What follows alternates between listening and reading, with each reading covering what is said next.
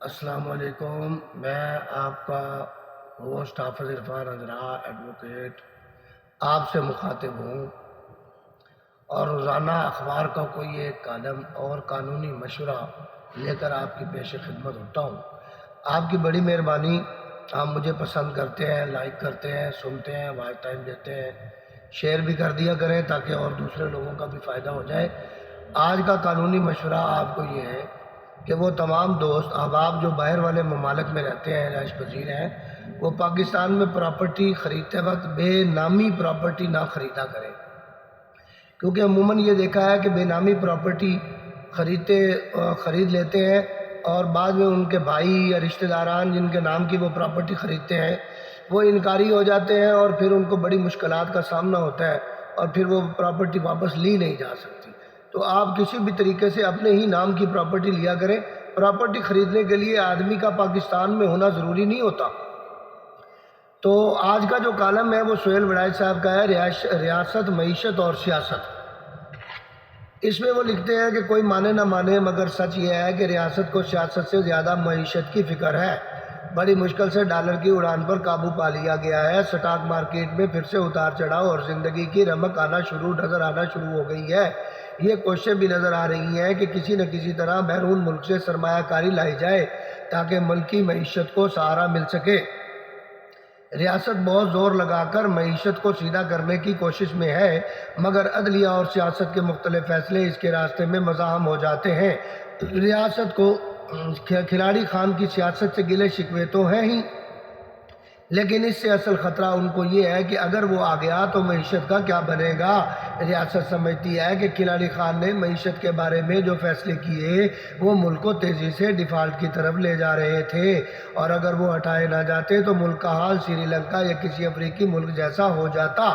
ریاست کے معیشت کے حوالے سے ان تفکرات پر عدلیہ توجہ نہیں دے رہی اور سیاست پر ایسے فیصلے دے رہی ہے جس سے ریاست کو تشویش پیدا ہو رہی ہے، اور وہ یہ سمجھنے سے قاصر ہے کہ عدلیہ ایسا کیوں کر رہی ہے۔ سائفر کیس پر سپریم کورٹ کے فیصلے نے ریاست کے ساتھ ساتھ نون خان اور ضیاءاللہ خان دونوں کو بھی ناراض کیا ہے، اور دونوں نے اس فیصلے پر بڑا سخت رد عمل دیا ہے۔ آنے والے دنوں میں بلے کی نشان والا مقدمہ اور کھلاڑی خان کی رہائی والا مقدمہ بھی سپریم کورٹ میں زیر سماعت ہوگا۔ ان مقدمات کے حوالے سے بھی اگر سائفر کیس جیسے فیصلے آئے تو نون خان اور ضیاءاللہ خان دونوں کا انتخابی مستقبل متاثر ہوگا اور ریاست کے منصوبے بھی ادھورے رہ جائیں گے۔ آئندہ چند دن اس حوالے سے اہم ترین ہوں گے۔ عدالت خان کی مجبوری بھی ہے اور فرض بھی کہ وہ آئین کو ملحوظ خاطر رکھے اور جس کے بھی حقوق متاثر ہوں اسے انصاف دے۔ ریاست عدالت خان کی اس دلیل کو رد کر رہی ہے اور کہتی ہے کہ ملک کے معاشی مستقبل کو سامنے رکھ کر فیصلے ہونے چاہیے۔ سیاست کے میدان میں بھی تیزی سے تبدیلیاں آ رہی ہیں۔ نون لیگ کے ایک اتحادی نے حال ہی میں ایک غیر معمولی طور پر بڑا سروے کروایا ہے، جس کے مطابق مجموعی طور پر نون لیگ تحریک انصاف سے ووٹوں میں 5% آگے ہے، اور آنے والے دنوں میں یہ فرق اور بڑھنے کا امکان ہے۔ پنجاب کی 2 بڑی خفیہ ایجنسیاں بھی وثوق سے کہہ رہی ہیں کہ نون لیگ ووٹوں میں لیڈ کر رہی ہے، تاہم ایک سکہ بند ایجنسی ان اندازوں سے اتفاق نہیں کرتی۔ اس کا اب بھی کہنا ہے کہ الیکشن والے دن تحریک انصاف کا ناراض ووٹر باہر نکل کر سارے تخمینے غلط ثابت کر دے گا۔ انتخابات کے حوالے سے حتمی غیر جانبدارانہ رائے ابھی ظاہر ہونا شروع نہیں ہوئی۔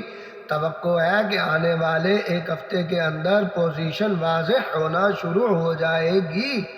لاہور میں ابھی تک دھند اور سموگ کا راج ہے، لیکن نون خان کو یقین ہے کہ اقتدار اس کی جھولی میں گرنے والا ہے۔ نون خان کی خواہش ہے کہ اسے الیکشن میں کم از کم سادہ اکثریت ملے۔ وہ مخلوط حکومت نہیں بنانا چاہتا، اسے 16 ماہ کی مخلوق حکومت کا تلخ تجربہ ہے، اس لیے وہ اس سے بچنا چاہتا ہے۔ نون خان کا خیال ہے کہ اس ملک کو خوشحالی کے راستے پر گامزن کرنے کے لیے مقتدرہ اور حکومت کو مل کر 10 سال محنت کرنا ہوگی۔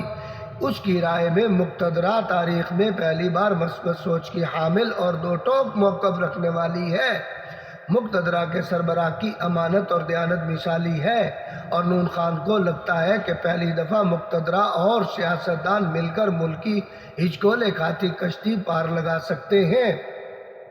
مستقبل کی حکومت کا نقشہ یوں بنایا جا رہا ہے کہ وزیر اعظم نواز شریف کی وفاق میں معاونت شہباز شریف کریں گے، اور ساتھ ہی ساتھ وہ مقتدرہ کے ساتھ رابطے کا فریضہ بھی انجام دیں گے۔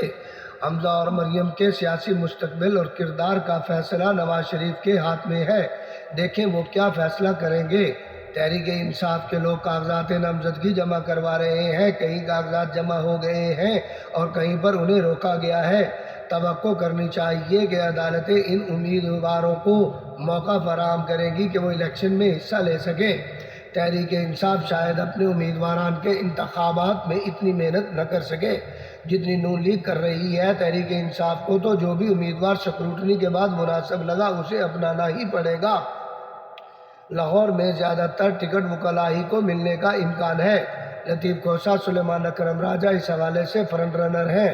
نون لیگ نے قریبی رشتہ دار اور سہیل ضیاء بٹ کے اکلوتے صاحبزادے عمر سہیل ضیاء بٹ کو بھی صوبائی الیکشن لڑنے کا عندیہ دیا ہے، جس سے ظاہر ہوتا ہے کہ دوریاں ختم ہو گئیں۔ البتہ لاہور صدر کی صوبائی نشست پر شاہد شیخ کو الیکشن لڑوانے کے حوالے سے نون لیگ کے اندر بحث مباحثہ جاری ہے۔ تاحال خواجہ سعد رفیق مان نہیں رہے، لیکن ان پر دباؤ بہت ہے۔ اندرون سندھ اور کراچی کے حالات سے لگتا ہے کہ ضیاءاللہ خان نے مقتدرہ سے اپنے معاملات کو درست کر لیا ہے، اور اس طرح سے اس کو اندرون سندھ جو مشکلات پیش آ رہی تھیں وہ کافی حد تک دور ہو گئی ہیں۔ کراچی کے حوالے سے متحدہ کا اصرار ہے کہ اسے 14 نشستوں پر ماضی میں اکثریت ملتی رہی ہے۔ اس کا حق ہے کہ وہ ساری نشستیں اسے ملیں۔ نون خان کی بھی کراچی کی 2 نشستوں پر نظر ہے، جبکہ ضیاءاللہ خان کا دعویٰ ہے کہ ان کے پاس پہلے سے بھی 5 نشستیں زیادہ ہیں، وہ مزید 5 پر کامیابی حاصل کریں گے۔ سب پارٹیاں اپنی بندر بانٹ میں یہ بھول گئی ہیں کہ 2018 میں یہاں سے پی ٹی آئی نے کافی نشستیں لی تھیں۔ پختونخوا علاقوں میں اب بھی اس کا اثر موجود ہے۔ خیبر پختونخوا میں تحریک انصاف کا جادو سر چڑھ کر بول رہا ہے، اور وہاں کی صوبائی حکومت پی ٹی آئی کی ہی بنے گی۔ صوبہ بلوچستان میں ہمیشہ سے ہی مختلف الخیال اور کئی پارٹیاں نشستیں جیتتی چلی آ رہی ہیں۔ اب بھی ایسا ہی لگ رہا ہے، وہاں ماضی کی طرح صوبائی مخلوق حکومت ہی بنے گی۔ البتہ اگر وہاں بھی کوئی لہر یا ہوا چل گئی تو نتائج مختلف بھی ہو سکتے ہیں۔ کسی بھی ریاست کے معاشی استحکام کے لیے سیاسی استحکام ضروری ہے۔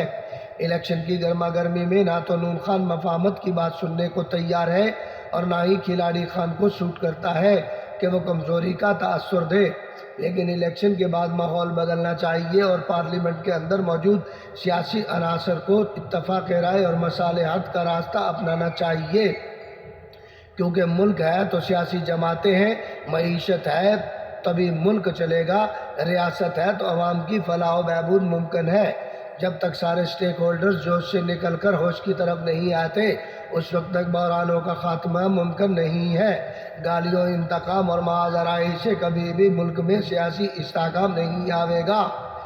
ریاست کو یہ بھی سمجھنا ہوئے گا کہ آئین کی پاسداری، میڈیا کی آزادی اور پارلیمان کی بالادستی، سیاسی آزادیاں اور انسانی حقوق کی پیروی ہی ملک کو آگے لے جا سکتی ہے، اور کوئی بھی راستہ اختیار کیا گیا تو ہم پیچیدہ راستوں پر کھو جائیں گے۔ یہ تھا جناب سہیل وڈائچ صاحب کا آج کا کالم۔ اور میرے دوستو، اگر آپ کو میری یہ کاوش پسند آتی ہے، آپ اسی طرح سے روز کسی نہ کسی ایک شخص کا کالم سننا چاہتے ہیں، تو مجھے کمنٹ میں بتایا کریں کہ میں کس کا کالم پڑھ کر آپ کو سنایا کروں۔ یہ میری کوشش ان لوگوں کے لیے ہوتی ہے جو اخبار نہیں لے کر پڑھ سکتے، ٹائم نہیں ہوتا، فرصت نہیں ہوتی، یا میڈیا سے کالم نہیں پڑھ سکتے، لیکن وہ شوق رکھتے ہیں سیاست کا اور کالم سننا چاہتے ہیں، تو ان لوگوں کے لیے میں یہ کالم کا سلسلہ میں نے شروع کیا ہے۔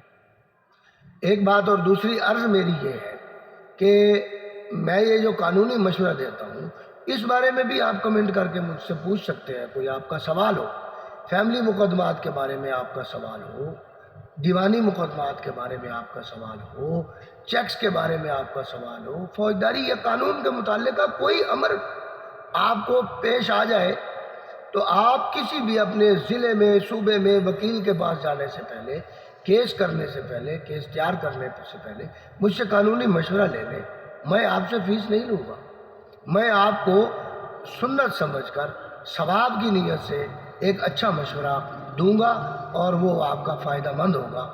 تو میرے چینل کو بس اتنا ہی ہے کہ سبسکرائب کر دیں اور لائک کر دیں، بیل آئیکن کے بٹن کو پریس کر دیں تاکہ روز کا کالم آپ کو ملتا رہے.